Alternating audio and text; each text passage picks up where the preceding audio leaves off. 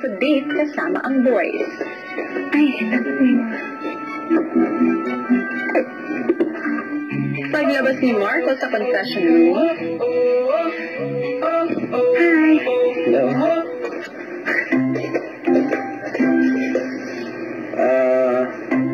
Kuya said that I have 7 minutes with you. Yun. Again, I'm Marco. Hi, Marco.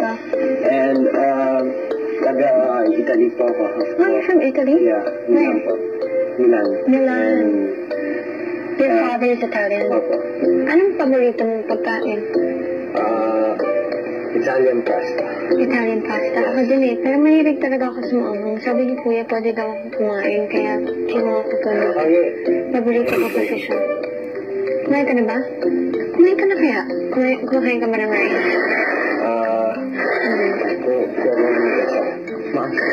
Yun yung ulam lang natin eh. Walang ibang ulam. Pero kumakain ka ng maanghang.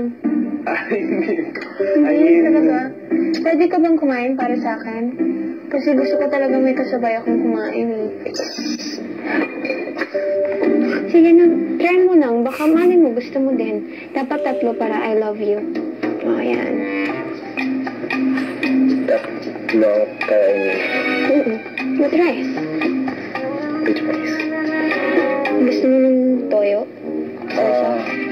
Ano? Ay, oo nga pala, may sugat ako dito. May band-aid kayo. Opo, meron po.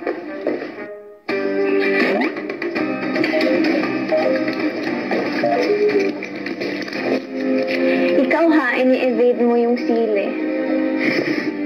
You have to eat it. All of that? Yeah.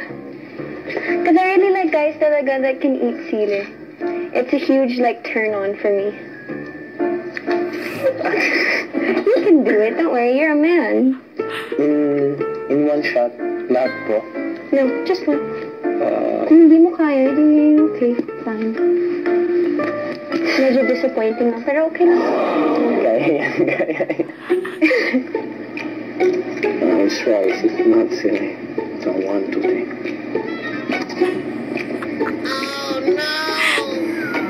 If it's one, it's masakit. No, it's 2. Ayun po. Sarap? Masarap. Masarap po. Masarap? So masarap. Alam mo si Enrique, mahilig nga siya sa sili din eh. May... Kasabay ko siya kumain ng sili. Contest nga kami eh. Wow. Sarap. Parang ang tigas na ano. Chuchu. Okay ka lang? Yeah. Kaya mo ba? Kaya. You want water? Kaya ko pa yan. Tapang ako. Are you sure?